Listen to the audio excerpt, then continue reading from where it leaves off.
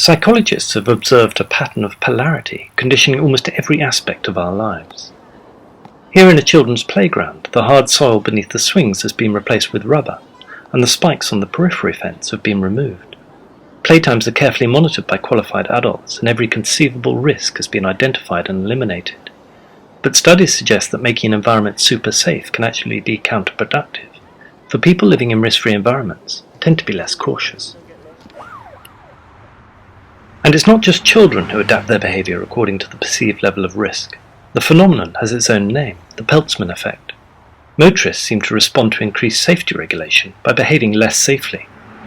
For example, it's been observed that compulsory seatbelt use has had the effect of actually increasing the number of road accidents, albeit with fewer fatalities, because motorists tend to drive less carefully. A simple but elegant pattern emerges, whereby if we push anything to its limits, it runs into its opposite. Many expressions of this polar cycle are so obvious that we take them for granted as everyday facts of life.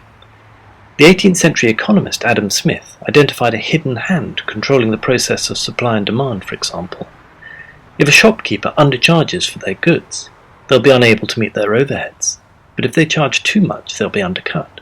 So what they seek is the midpoint between polarities.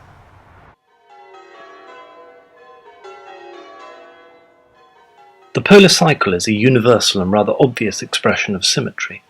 But what about other more subtle expressions of this concept? What about contradiction? Contradiction lies at the heart of willpower.